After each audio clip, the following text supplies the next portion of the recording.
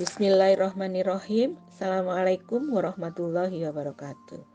Asyhadu alla ilaha illallah wa asyhadu anna Muhammadar Rasulullah. Raditu billahi robba wa bil islami dina wa bi Muhammadin sallallahu alaihi wasallam nabiyya wa rasulah. Ibu-ibu yang saya hormati, alhamdulillah, puji syukur kita haturkan kehadirat Allah Subhanahu wa taala karena pada hari ini kita masih bisa ketemu walaupun tidak secara langsung tetapi melalui udara dengan mengikuti kajian Ramadan yang dilaksanakan oleh Majelis Takbir Pimpinan Daerah Aisyah Kota Malang dalam situasi pandemi Covid saat ini. Tak lupa salawat dan salam kita sampaikan kepada junjungan kita Nabi besar Muhammad SAW. Pertama-tama saya mau memberikan apresiasi kepada Majelis Tablik yang dimotori oleh Bu Nur Aini dan teman-temannya yang sudah mengadakan acara ini sehingga kita mendapatkan ilmu dari kegiatan ini dan beberapa dari kita mendapatkan kesempatan untuk memberikan materi. Menurut saya ini adalah merupakan capaian yang sangat luar biasa karena akhirnya kita menjadi berani untuk menyampaikan apa yang kita pelajari selama ini. Izinkan saya hari ini memberikan sedikit pemahaman tentang materi yang saya pelajari selama ini, yaitu manajemen, khususnya di bidang manajemen pemasaran. Nah, baiklah ibu-ibu, akan saya mulai ya. Jadi yang namanya manusia itu mempunyai kebutuhan. Nah, kebutuhan itu bisa dibedakan menjadi 3, yaitu kebutuhan di bidang sosial, kebutuhan di bidang pemerintahan, dan kebutuhan di bidang ekonomi. Untuk memenuhi kebutuhan tersebut, ada organisasi yang mencoba untuk memuaskan kebutuhan dari kita sebagai manusia. Yang dinamakan puas itu adalah ketika harapan kita sesuai dengan kenyataan yang terjadi. Nah, kalau ternyata harapannya lebih tinggi daripada kenyataannya, kita akan kecewa. Atau sebaliknya, kalau harapannya lebih rendah daripada kenyataan, maka kita akan merasa sangat-sangat puas. Ya. Jadi, untuk memenuhi kebutuhan tersebut supaya kita puas, dibutuhkan organisasi. Nah, seperti misalkan kebutuhan di bidang sosial, ada Aisyah. Nah, disinilah kita bertemu dengan manusia yang lain untuk berinteraksi dalam berbagai hal. Sedangkan organisasi yang mempunyai tugas untuk memuaskan manusia di bidang pemerintahan itu ya kalau di negara kita dimulai dari tingkat RT, RW, kelurahan, kemudian kecamatan, kota atau kabupaten, provinsi, dan negara. Sedangkan organisasi yang memenuhi kebutuhan kita di bidang ekonomi itu ya perusahaan. Perusahaan mulai dari skala kecil, menengah, sampai besar. Karena ada organisasi itu, maka harus ada manajemen. Nah, manajemen itu sebenarnya apa? Manajemen itu adalah satu kegiatan untuk mencapai tujuan melalui fungsi-fungsi manajemen yang diawali dengan mengadakan perencanaan dan diakhiri dengan mengevaluasi melalui sumber daya. Nah, dalam hal ini sumber daya itu bisa manusia, bisa juga sumber daya alam. Tadi sudah saya jelaskan, sumber daya alam ini ada sumber daya alam buatan Allah dan sumber daya alam buatan manusia. Ada 4 bidang manajemen kalau di dalam perusahaan. Kenapa saya membahas ini? Karena saya akan lebih fokus kepada kebutuhan manusia di bidang ekonomi. Dalam hal ini, organisasi yang memenuhi kebutuhan tersebut supaya manusia itu puas adalah perusahaan.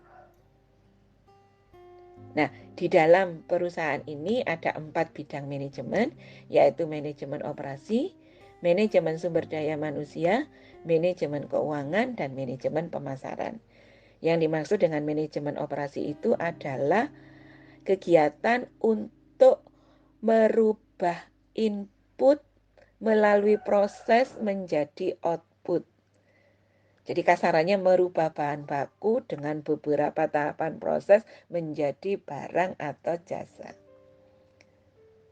Sedangkan manajemen sumber daya manusia itu adalah kegiatan untuk mengelola manusia sebelum dia bergabung ke perusahaan, ketika dia bergabung, dan setelah dia keluar dari perusahaan. Mulai dari rekrutmen, kemudian penggajian dan seterusnya sampai dia keluar dari perusahaan melalui PHK ataupun pensiun.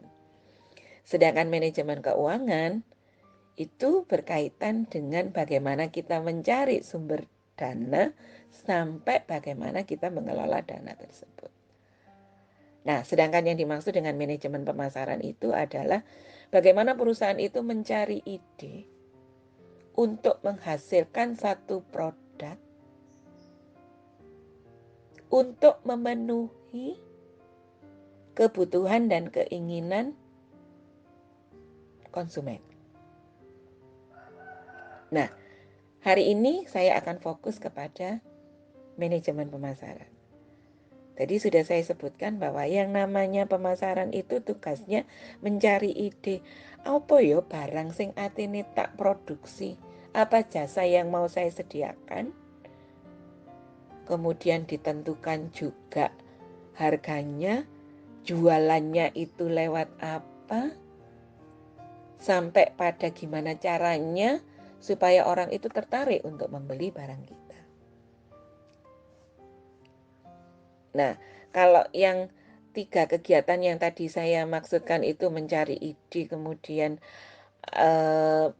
menentukan harganya, kemudian menentukan lewat mana dia akan berproduksi, itu kan nggak terlalu berkaitan dengan kita sebagai pelanggan. Tetapi bagaimana kita memasarkan supaya orang mau beli itu kan ya kita yang diraih. Nah, karena yang namanya perusahaan itu kan nggak ngerti pelanggan itu kepinginnya seperti apa, maka dia harus tahu perilaku konsumen. Nah, perilaku konsumen ini adalah bagaimana cara perusahaan itu tahu apa sih sebenarnya yang membuat konsumen itu mau membeli barangnya dia. Nah, di dalam perilaku konsumen ini tahapannya itu ada keputusan pembelian. Jadi, ketika kita mau memutuskan untuk membeli, sebenarnya tahapannya banyak ya, tapi mungkin saya tidak akan menjelaskan karena kalau saya menjelaskan perilaku konsumen sendiri sak semester, Bu. Jadi mungkin saya hanya menjelaskan singkat aja, tapi nanti lebih mengarah kepada situasi saat ini ya. Jadi untuk ngambil keputusan itu kan kita dipengaruhi oleh orang lain dan seterusnya. Jadi pokoknya yang penting kita mau ngambil keputusan gitu untuk membeli satu barang. Nah, untuk membeli satu barang itu ternyata kita dipengaruhi oleh individu dan lingkungan. Nah, individu itu ya diri kita sendiri. Persepsi kita tentang barang itu atau jasa itu, bagaimana kita mengolah informasi untuk membeli, oke, akhirnya saya beli ini. Terus sikap kita terhadap barang itu seperti apa? Ada nggak perubahan sikap kita? Itu juga akan berdampak.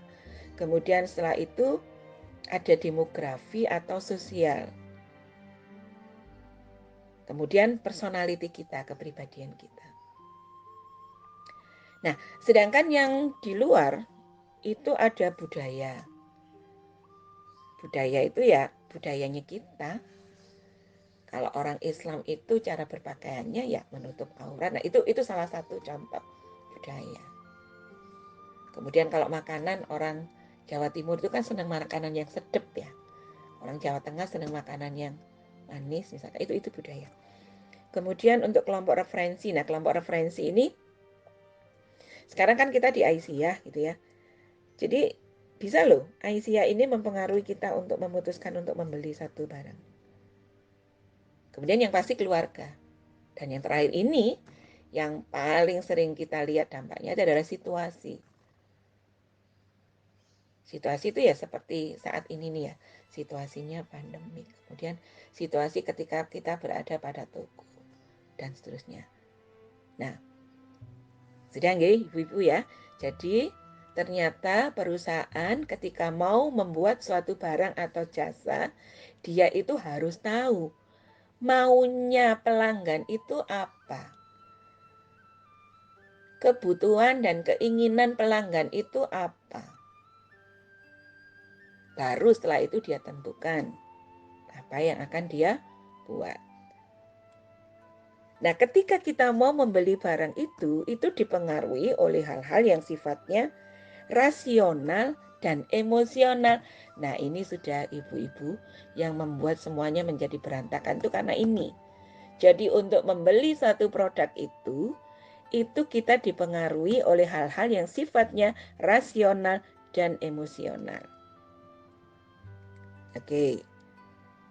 Nah, tadi saya berkali-kali mengatakan ada kebutuhan, ada keinginan. Apa sih sebenarnya bedanya kebutuhan dan keinginan? Jadi kalau kebutuhan itu misalnya seperti ini, Bu. Jadi pagi-pagi, aduh, aku kok luwe yo, tak sarapan dhisik. Terus ada yang nyeletuk, iku wis sarapan no pecel. Nah, kita nggak pakai komplain, kita langsung makan pecel itu. Nah, itu berarti apa? Kita lapar, kita butuh makan dan ada pecel, ya udah dimakan. Tapi kalau keinginan tidak seperti itu. Kita lapar, aduh aku luwe. Ya aku sarapono ono pecel. Aku gak kepingin pecel, aku pingin soto. Nah, bisa nggak ibu-ibu membedakan? Jadi kalau keinginan itu standar dasarnya itu sudah nggak ada. Jadi walaupun barang itu ada, kalau kita tidak pingin ya nggak mau kita penuhi kebutuhan kita dengan itu. Gitu. Nah, dari sini kita bisa melihat ya.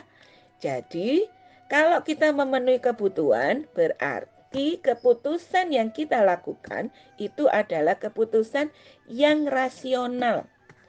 Tapi kalau kita membeli sesuai dengan keinginan, maka keputusan yang kita lakukan adalah keputusan yang dipengaruhi oleh emosi kita. Sudah mulai mikir, oh iya ya gitu ya.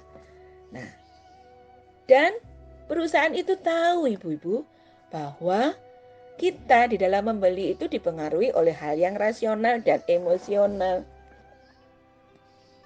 Makanya kalau Pak Hermawan Kertajaya itu mengatakan bahwa orang laki dan perempuan itu diibaratkan seperti planet Venus dan Mars. Yang perempuan itu Venus, yang laki itu Mars.